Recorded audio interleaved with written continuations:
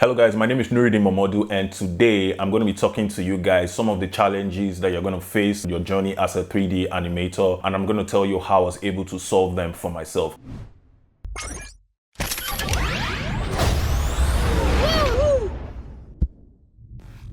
The first problem you're going to have is a laptop. Choosing the right laptop for your journey is an investment and is important.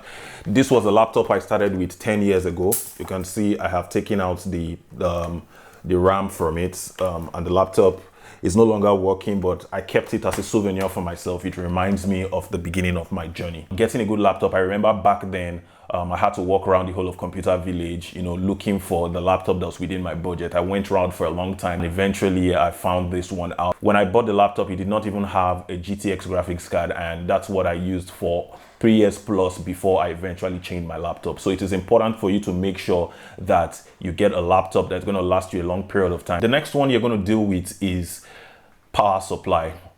Of course, we here in Nigeria, it is something we deal with, not having constant power supply. And then you need electricity in order for you to do a good job, do your work regularly, and practice and learn. What I found that the best thing you could do starting out is if you live in a house whereby you can't constantly be buying fuel, you could get a battery. They are called power stations. They are bigger batteries that you can use in powering your laptop and fan and little other things like charge your phone. So you can invest in that. This will give you more time by prolonging the electricity that you have. The next one you're going to deal with is imposter syndrome. You're always going to feel like you're not good enough, like someone else is better than you. When you see other people's work, you look at yours and then you're going to be frustrated. I implore you to keep hanging in there.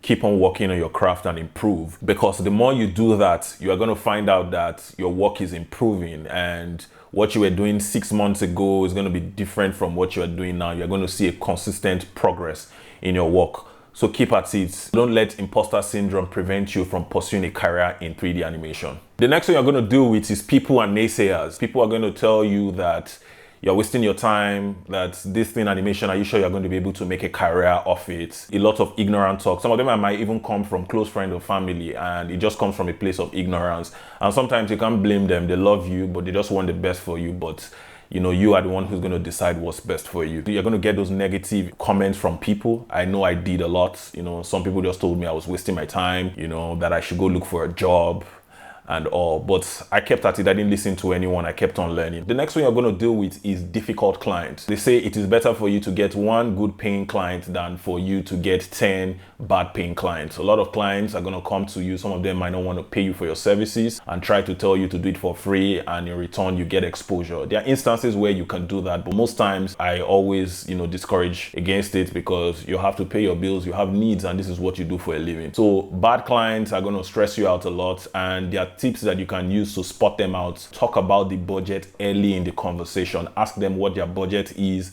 and what they're willing to spend on this project, and negotiate with them upfront. And while negotiating, don't be in a hurry to give a figure.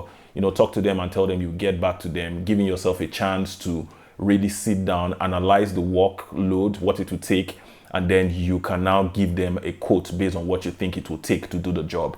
And then make sure to give yourself some room space so that you could negotiate. But never ever undersell yourself, because at the end of the day, you're going to find out that you are stressed in production. Eventually you get the job done, it does not really look good, and then you will feel like it was not worth your time. So my advice to you is that try as much as possible to find out everything the client wants. And then also clients that don't know what they want. You're going to meet clients who they don't even know what they want. They just see your work, they love it, and they reach out to you and they want to do something.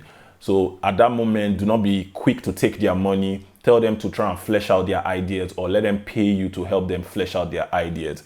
And once they are sound, you guys have a clear direction on where you want to go, then you can now start talking about money. And then one more important thing, make sure to at least have an MOU, at least something to show, or a contract that binds the both of you, that the two of you understand that this is what the deliverables are, this is when you're going to deliver it, and this is how much it's going to charge to do the job. If you want to learn more about animation, or there are topics you want me to talk about, please leave them in the comment section. Please click the link in my bio if you want to enroll for my Udemy course. And also, I'm coming up with a cohort for animation if it's something you're interested in. So I'll see you in the next one. Bye.